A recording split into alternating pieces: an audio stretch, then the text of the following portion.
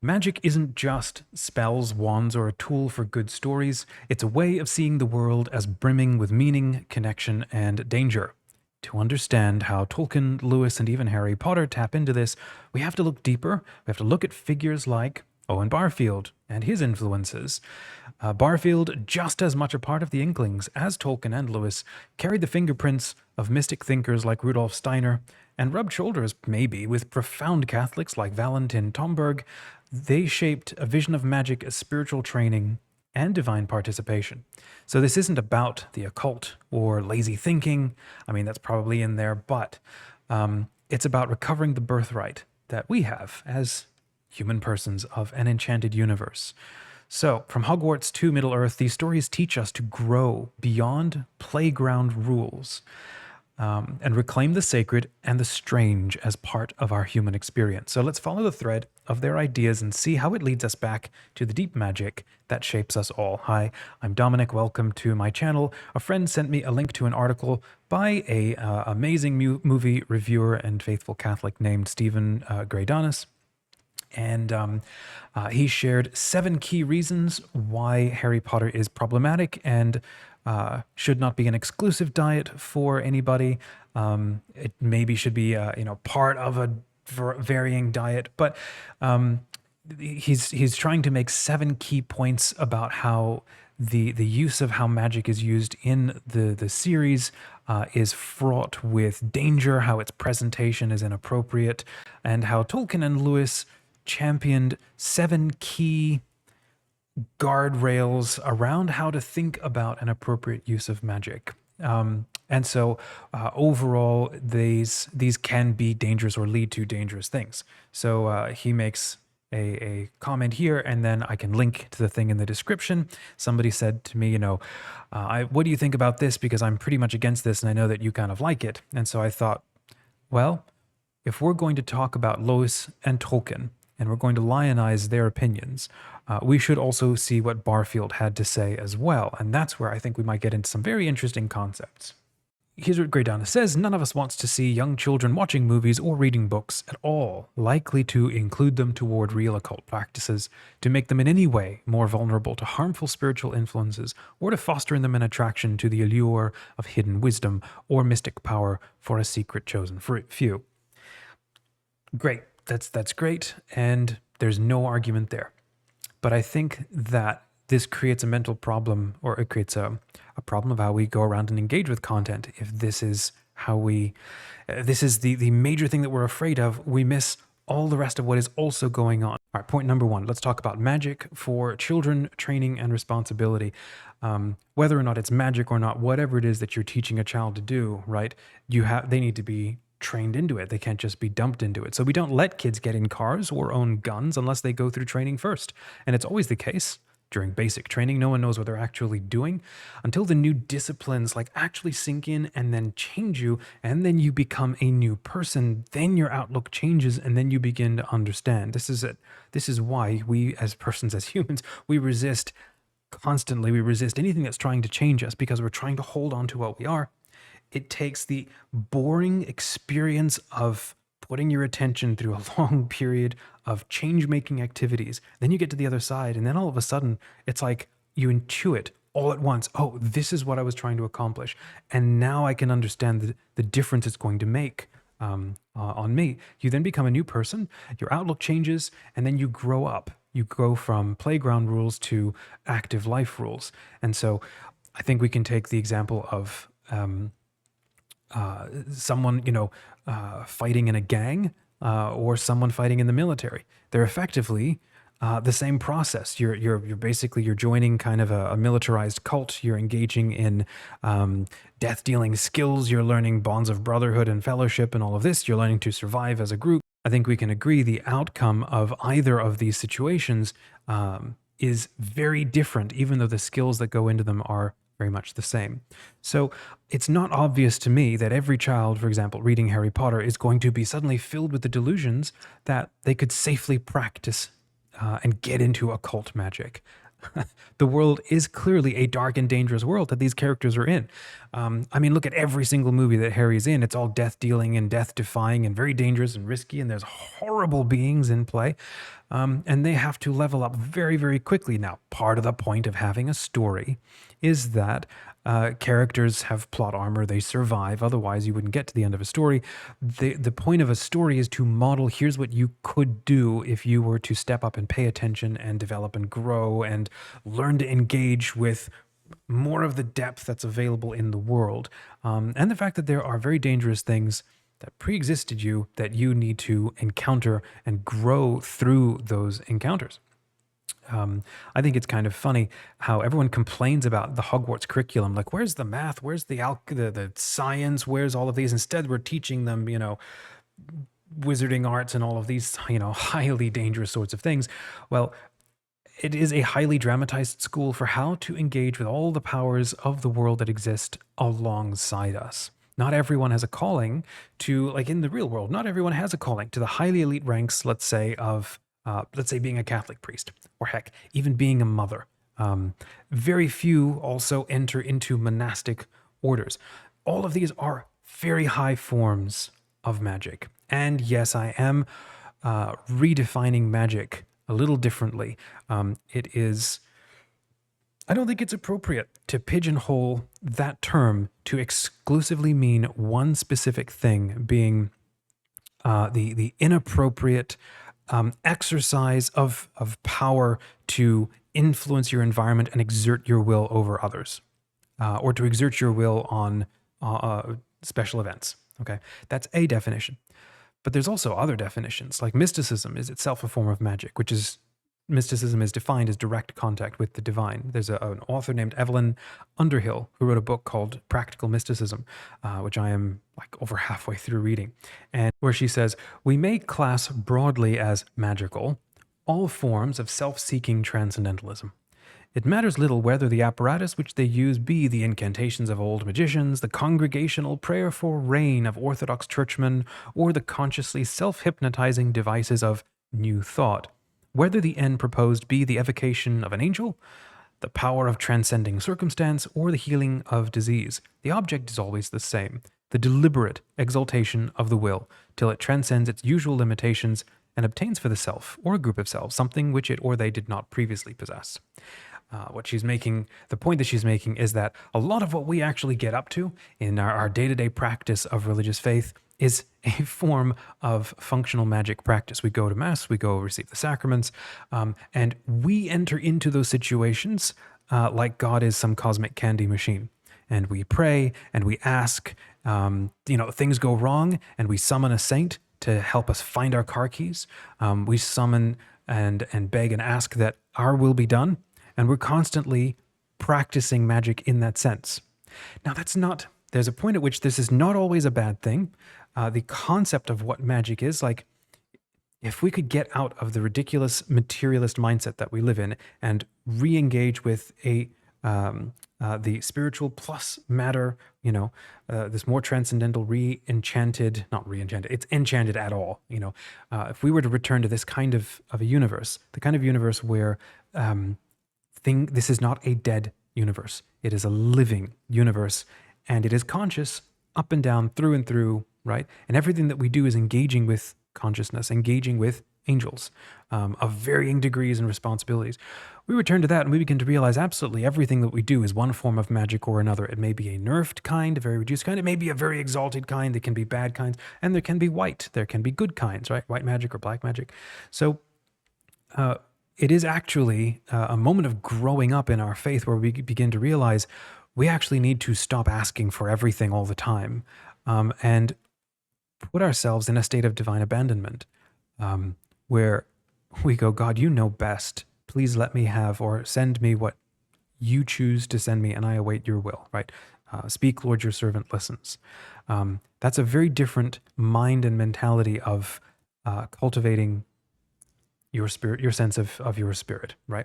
Now, Harry Potter is not at that stage, right? Harry Potter is very much about the stage of you're a child, you're entering into the world, you have to learn how to do stuff. You have to learn how to want stuff, right?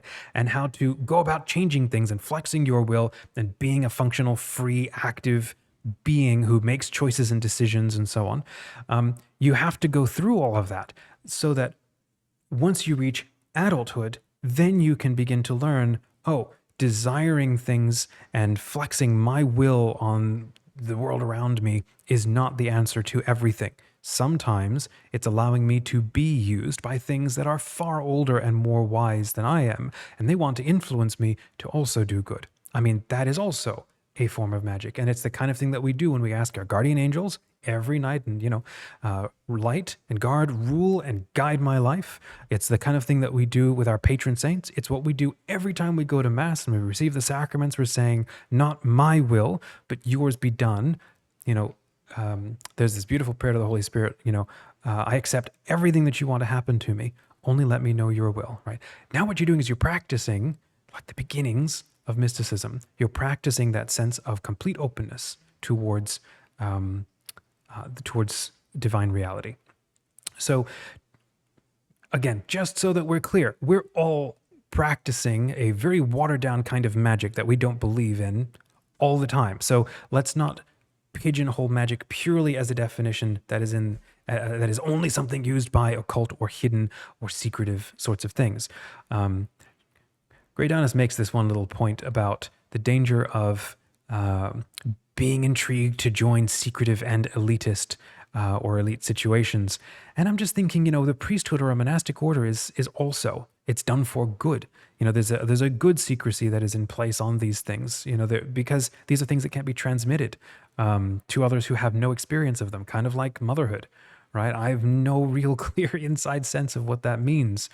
It is a very elite society of women who are mothers, So there's this beautiful quote from C.S. Lewis where he says, there are no ordinary people. This idea that it's good to be ordinary, yes, that's true. But at the same time, the idea that there are no ordinary people, you have never talked to a mere mortal. Nations, cultures, arts, civilizations, these are mortal. But their life is to ours as the life of a gnat. It is immortals whom we joke with, work with, marry, snub, and exploit, immortal horrors or everlasting splendors. This does not mean that we're to be perpetually solemn. We must play. But our merriment must be of that kind, and it is in fact the merriest kind, which exists between people who have, from the outset, taken each other seriously. No flippancy, no superiority, no presumption. If we have never met a mere mortal, if we are gods, lower G, gods in training, if we are attended by angels, and if we are called to collaborate and co-create in creation around us. Okay, well, we're talking about magic here. So this is one of the reasons why when I first watched Harry Potter, now, okay, I haven't read the books, watched the movies, played Hogwarts Legacy, followed the fandoms for the last 10 years now. Here's what I love is this return to this enchanted world. Because like most of us, we grow up in this horrible materialist kind of world where everything is actually dead. Anything spiritual is like, okay, we just sort of tolerate people because we know it's actually not really true. We are humanity as nice and as much as we love ourselves, we're functionally a parasitical smear on a rock somewhere deep in space that nobody will ever care about. Okay. I don't know about you. I can't live in that kind of a universe. Plus, I don't think it's actually true. And I think that there is enough evidence and enough internal personal experience and anecdotal evidence. And the fact that we even love stories like this at all is a fascinating indication we're a lot more than just the bodies that we use, the bodies that we wear to interact with each other and engage with the world. So point number 2 here, magic as spiritual training. It's not just the occult. Again, I am leaning more here towards fiction writers, my friends who are in my legend fiction community, the kind of people who are trying to understand how do we play with this, or how do we, play in the sense of engage with intentionally for betterment, for good, for raising and training ourselves. Evelyn Underhill has a great quote. She goes, "There are planes of being beyond this, countries dark to the intellect, deeps into which only the very greatest contemplatives have looked. And if you spend 10 minutes reading half of the mystics in the Christian tradition, heck, not even the Christian tradition, any tradition around the world, you find people who have been to these other countries, these other planes of being, and they've come back with phenomenal things to share. Just look at the Apocalypse of St. John. The Apocalypse of Christ as recorded by St. John. She goes on to say, the fully developed and completely conscious human soul can open as an anemone does, and know the ocean in which she is bathed. What is the fully conscious and completely the fully developed and completely conscious human soul can open as an anemone does and know the ocean in which she is bathed. And a story like what Harry Potter's doing is bringing this to children who have been born into a world that is flat and dead. This is a spiritual wilderness, and it comes back to you and it lets you know something absolutely ludicrous and impossible. You are valuable. You are worthy. There is something beyond all of this. You need to return to your birthright, to a world that is filled and thick and bristling and teeming with every kind of angelic being, not all of which are beautiful, some of which are in processes of conversion, some of which are going down, some of which are going up towards God and away from God, and you have to learn how to deal with all of them. Not everybody has to do it with the level of clarity and activity that a character like Harry does. This is a dramatization of the great journey that we are all on. And some of us, this kind of thing is a lot clearer. Most of us are not, especially if we are very married to the myth of boring, ordinary reality in which everything is dead. That kind of myth, which is prevalent in, it's the normal myth of our modern world, where the highest and most sacred things that we can do is engage in politics, and the game that is. If that's our highest good, we're in, well, continuing to be in the deep trouble that we are routinely in. So, plenty of the stuff that we, especially as Christians, call occult is, frankly, it's just lazy thinking, because there are also gifts that people can cultivate under the guidance of teachers, guardian angels, and holy spirits. The problem is, as it always was, what we do or how we exert power and self-will, self-desire. So the Church, Catholic Church, is adamant we never engage with evil and spells and demons, but I think it's definitely lazy to lump all of what that is with everything going on in, let's say, the Harry Potter story. The point of the entire series, okay, I'm not going to defend Rowling. Let's make this point. I'm not going to defend Rowling and even Tolkien and Lewis all the way. I like and love all of them. Whatever she has to say about her own, the mythology that she's created, I'm just going to put that aside for right now and just engage with the story as it is and how, we are entering or approaching it. So the point of this whole series is that it's a form of spiritual training, right? You could say he's using something like ether or will amplification or something. He's learning how to amplify his will and his influence over things outside his body. I mean, heck, isn't that what you're teaching a 3-year-old to do when they start learning how to read, right? Or imagine and then communicate their desires to somebody else to get a cookie from the cookie jar. I mean, it's also a form of magic. I mean, let's be real. So in the school as well, let's also be clear as well, whether or not the kids respect it or not, there are very clear boundaries around everything. Teachers trying to isolate these students, quarantine them from the rest of the world while they are training them up in their magic. And in this specific situation, this story, there is a secret war going on. Most people are completely inequipped to be able to respond at all. And not everybody is called to respond to that. This is why we have things like spiritual specialists. Hogwarts it's functionally a massive monastery for spiritual training. This is exactly what spiritual specialists like monks and nuns and some, priests and religious orders, this is what they're also trying to accomplish. Whether they achieve it or not is another point that's immaterial. Yes, you can argue many of them haven't. You can argue the same thing in Harry. Does everybody achieve the intended goals of what these things are? No, of course not. Do the kids follow the rules and internalize the rules? Well, maybe not. Probably not. And that's why they get in trouble. So just think about what we are celebrating when we dress up, right? This is one thing I love about Harry Potter. Greydanus also, he makes the point that Tolkien and Lewis safely cordoned off magic use to very specific Gandalf Koryakan figures in other worlds so that it's eminently inaccessible to the average child, the average person to get in there and mess around with magic.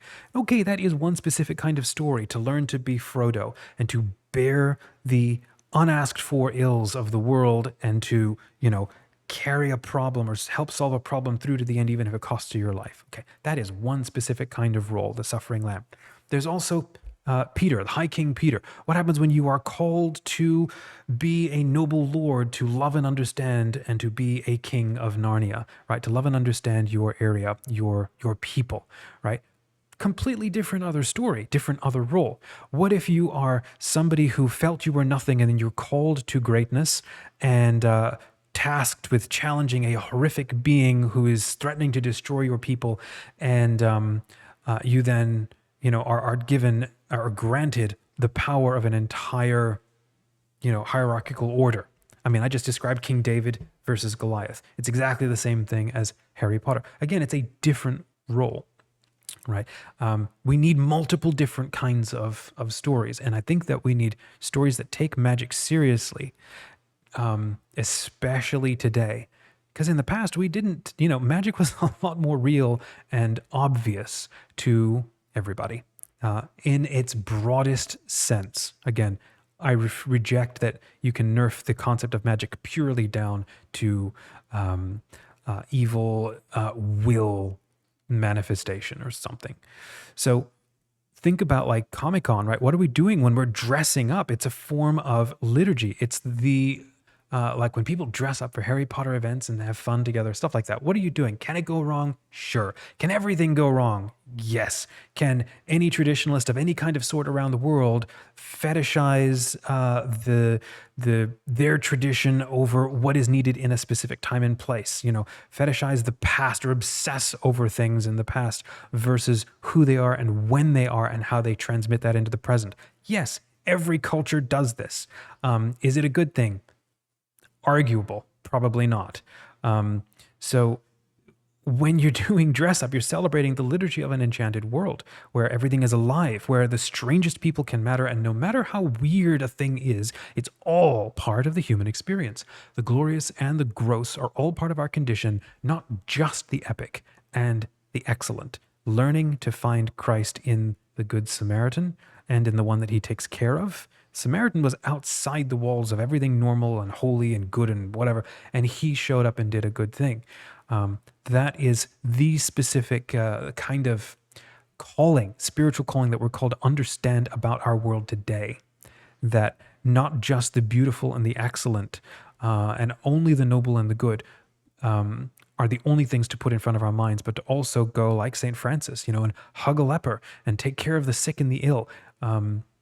We have to have a world that incorporates and includes everything and understand what evil is and what it's trying to accomplish, and then how we engage with it in a good and a healing way. All right.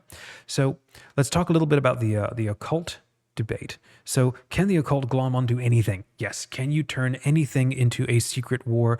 And yes. Can the Gnostic impulse be something that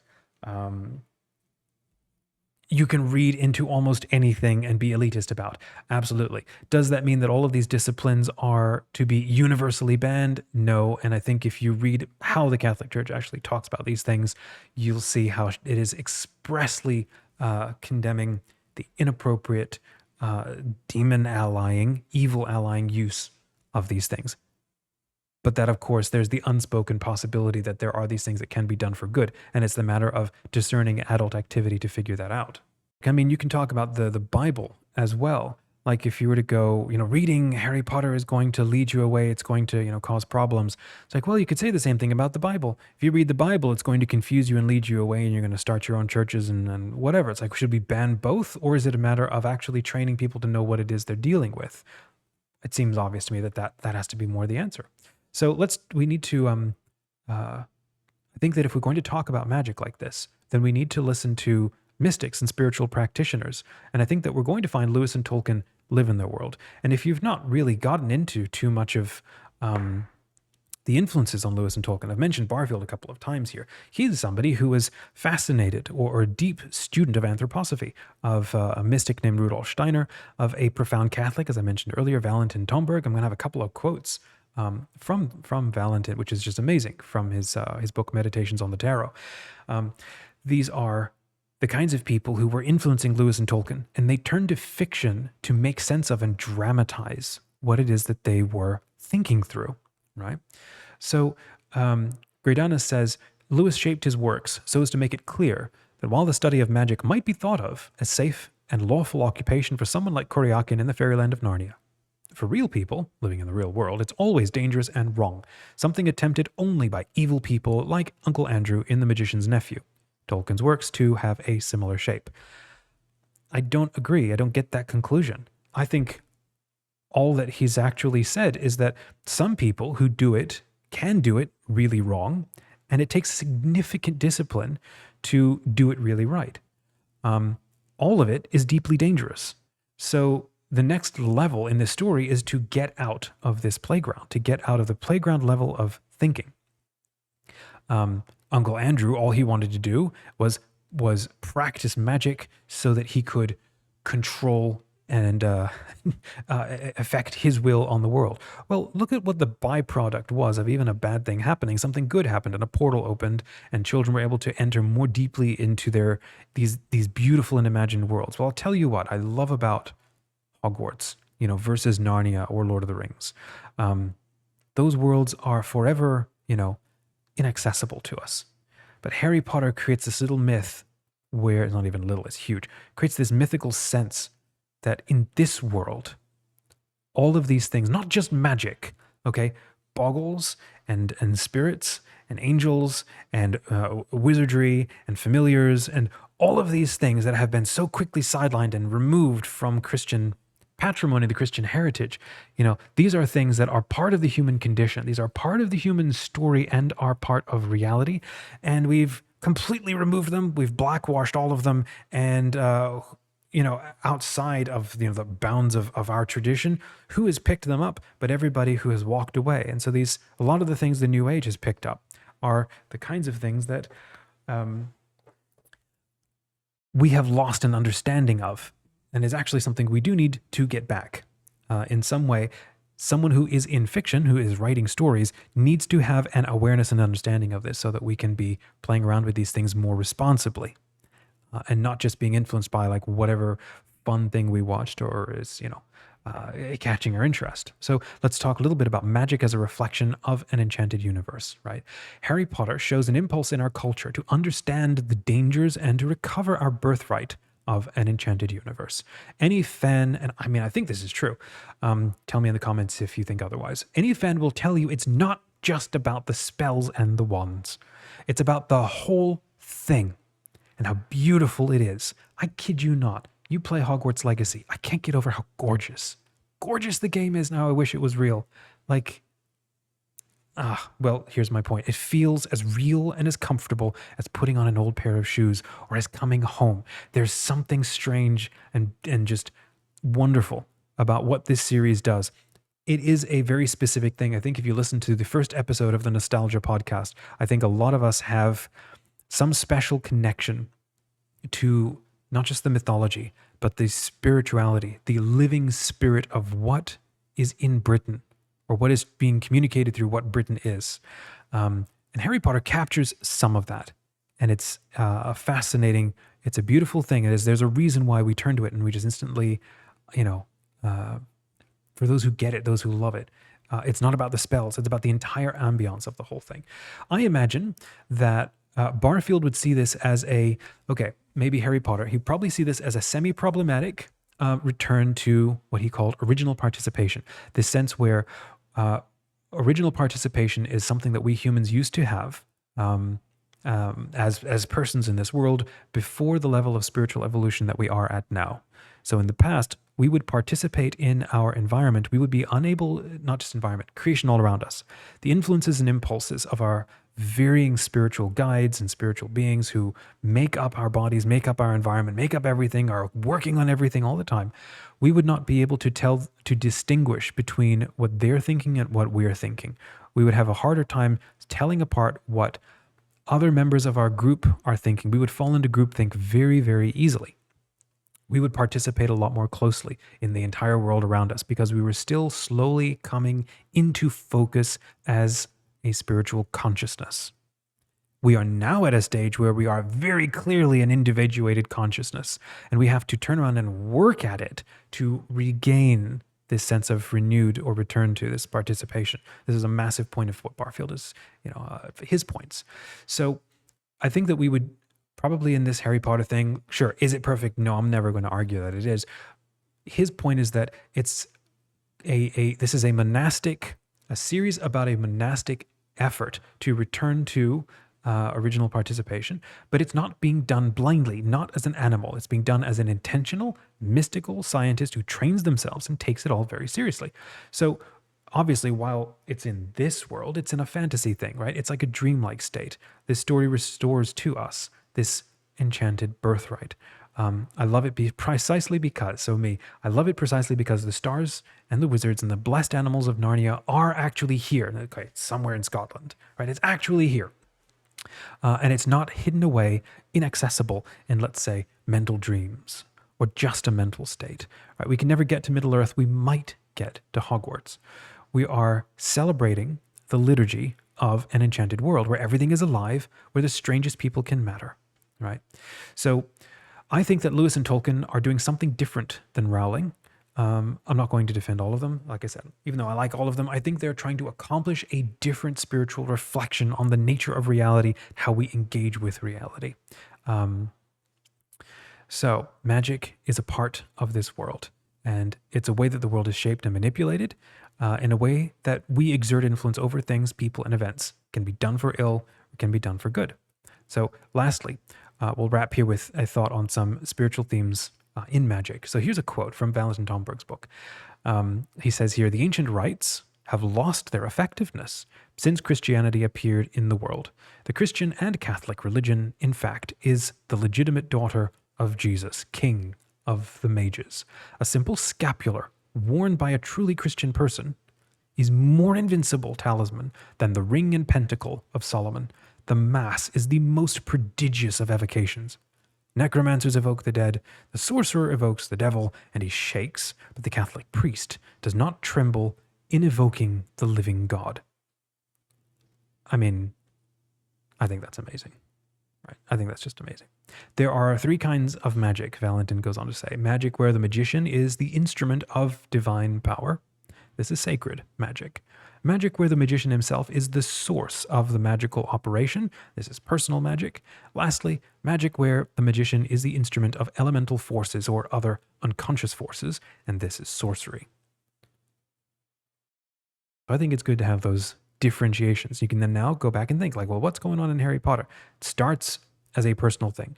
By the time you get to the end, Harry begins to realize that themes of self-gift and love are vital. And these are far greater than the personal sorcery or unconscious sorcery of Voldemort versus the personal spiritual training and magic practice of Hogwarts. Through all of that, does Harry begin to understand the divine reality, the divine magic. So, I think that Lewis and Tolkien were grappling with the messages coming from their friend Barfield. A lot of this whole conversation today is about Barfield. I think he was deeply into the kind of world that Harry discovers, a world bristling with angels and knife-edge quests with angels through a wilderness where Christmas is forbidden. I think that Lewis and Tolkien were not recipients. They received the blunt edge of a dark magic when the world turned to foxholes and poison gas and blood around them because they fought in the trenches of the First World War. From a spiritual and magic-minded standpoint, that is an insane evil magic that was wielded against the world. It's a worse magic to take out, your personal connection and turn it into a machine, your personal relationship with the world, and turn it into a machine to kill things, and then put that in the hands of other soldiers who may just want Christmas and a good life. I want to wrap with a final thought here from Tomberg. Again, somebody who is a mystic and a form of somebody who deeply understands this whole world, and somebody that Barfield loved to understand and was bringing to Tolkien and Lewis, and you can see it in their stories. So Catholics alone have priests because they alone have the altar and the offering, which is the whole of religion. To practice high magic is to compete with the Catholic priesthood. It is to be a dissident priest. Rome is the great Thebes of the new initiation. It has crypts for its catacombs. For talisman, its rosaries and medallions. For a magic chain, its congregations. For magnetic fires, its convents. For centers of attraction, its confessionals. For means of expansion, its pulpits and the addresses of its bishops. It has, lastly, its pope, the man God rendered visible. There's a lot to think about in that.